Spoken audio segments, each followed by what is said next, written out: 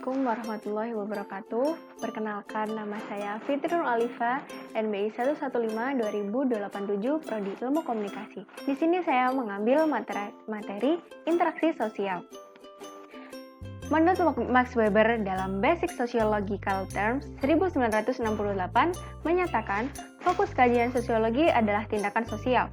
Menurutnya, setiap tindakan individu yang ditujukan kepada individu atau kelompok lain memiliki makna yang bersifat subjektif.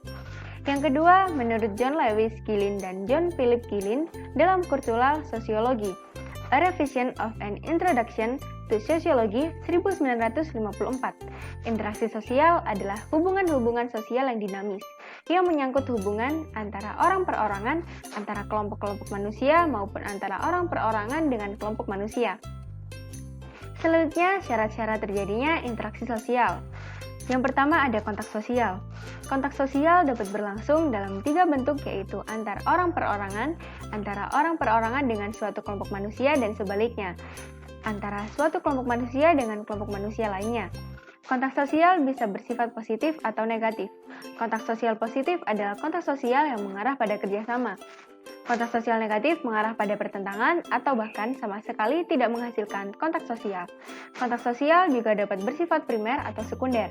Kontak primer terjadi bila yang mengadakan hubungan langsung bertemu dan berhadapan muka, sedangkan kontak sosial sekunder memerlukan perantara. Yang kedua, komunikasi. Komunikasi adalah proses penyampaian informasi, pesan, ide, dan gagasan dari suatu pihak kepada pihak lain untuk saling mempengaruhi satu sama lain. Proses komunikasi dapat terjadi dengan 2 cara, yaitu komunikasi verbal atau bentuk komunikasi secara lisan dan tulisan, dan komunikasi nonverbal, bentuk komunikasi memakai simbol-simbol. Selanjutnya ada ciri-ciri interaksi sosial. Jumlah pelaku lebih dari 1 orang. Hal ini karena interaksi membutuhkan aksi dan reaksi. Yang kedua, adanya komunikasi. Menggunakan simbol-simbol tertentu, simbol yang paling umum digunakan untuk berkomunikasi adalah bahasa. Satu hal yang perlu diperhatikan adalah simbol yang disampaikan harus dipahami oleh pihak-pihak yang berkomunikasi agar komunikasi tersebut berjalan lancar. Yang ketiga, dalam interaksi sosial juga ada dimensi waktu, yaitu masa lalu, masa kini, dan masa depan. Hal ini berarti dalam setiap interaksi sosial ada konteks waktu yang menentukan batasan dari interaksi tersebut. Dan yang terakhir, adanya tujuan yang ingin dicapai. Tujuan tersebut dapat menentukan apakah interaksi akan mengarah kepada kerjasama atau mengarah kepada pertentangan. Selanjutnya, jenis-jenis interaksi sosial. Yang pertama, interaksi antara individu dengan individu. Interaksi ini terjadi saat 2 individu bertemu, baik ada tindakan maupun tidak. Individu sadar ada pihak lain yang menimbulkan perubahan pada diri individu tersebut akibat faktor-faktor tertentu. Yang kedua, interaksi antara individu dengan kelompok. Interaksi ini berbeda-beda sesuai keadaan. Interaksi ini terlihat mencolok saat terjadi benturan antara kepentingan perorangan dengan kepentingan kelompok. Yang ketiga, interaksi antara kelompok dan kelompok. Kelompok merupakan suatu kesatuan, bukan pribadi. Ini adalah gambar contoh dari interaksi antar individu, interaksi individu dan kelompok, dan interaksi kelompok dan kelompok. Selanjutnya ada faktor yang mempengaruhi interaksi sosial.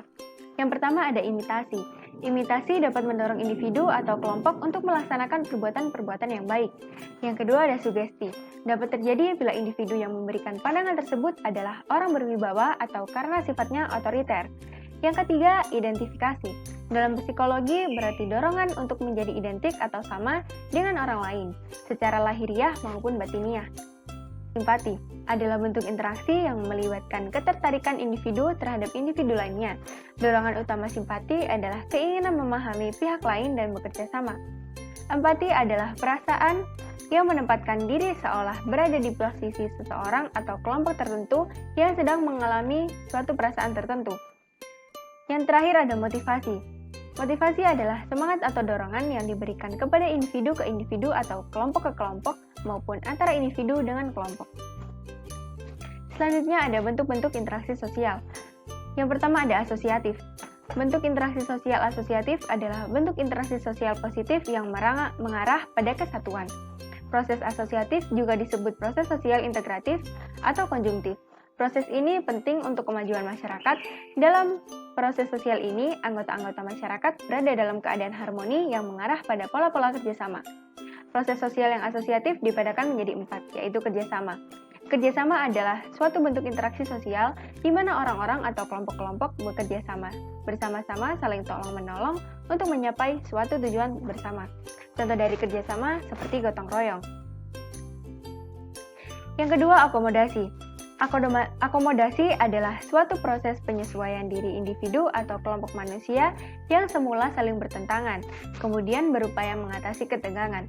Tujuannya untuk mengurangi perbedaan pandangan dan pertentangan, serta untuk mencegah terjadinya konflik. Ada 8 bentuk akomodasi, yaitu coercion.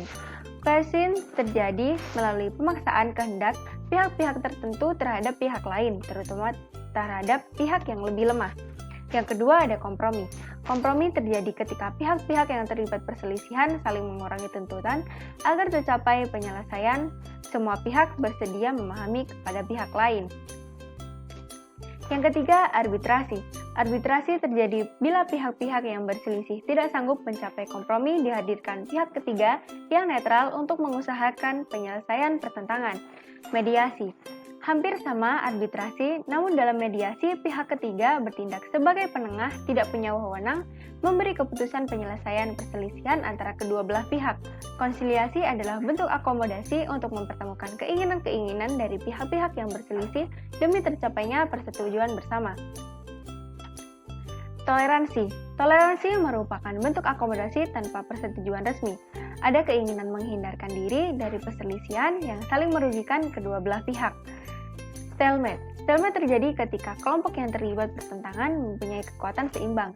Dan yang terakhir, adjudikasi, yaitu penyelesaian perkara atau sengketa di pengadilan. Yang ketiga, asimilasi. Asimilasi merupakan proses sosial yang ditandai usaha-usaha mengurangi perbedaan-perbedaan yang ada di antara orang perorangan atau kelompok-kelompok manusia.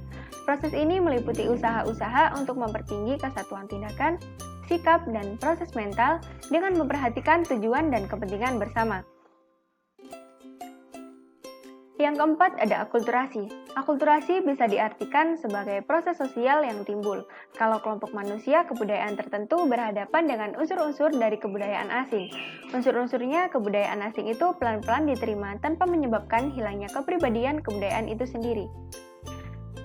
Selanjutnya ada disosiatif.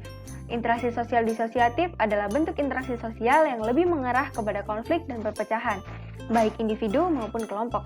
Ketidakterlibatan sosial atau social disorder memunculkan disintegrasi sosial akibat pertentangan antar anggota masyarakat tersebut. Proses sosial disosiatif juga disebut proses sosial disintegratif atau disjunktif. Meski proses ini menghambat pertumbuhan dan perkembangan masyarakat, ketidakhadiran disosiatif berakibat stagnasi masyarakat. Proses sosial disosiatif meliputi 1. Persaingan. Persaingan merupakan suatu proses sosial saat ada dua pihak atau lebih saling berlomba dan berbuat sesuatu untuk mencapai kemenangan tertentu. Persaingan terjadi saat beberapa pihak menginginkan sesuatu yang jumlahnya sangat terbatas atau sesuatu yang menjadi pusat perhatian umum. Yang kedua, kontravensi. Kontravensi merupakan proses sosial yang ditandai ketidakpastian, keraguan, penolakan, dan penyangkalan yang tidak diungkapkan secara terbuka. Penyebabnya adanya perbedaan pendirian antara kalangan tertentu dengan kalangan lain dalam masyarakat, atau dengan pendirian masyarakat.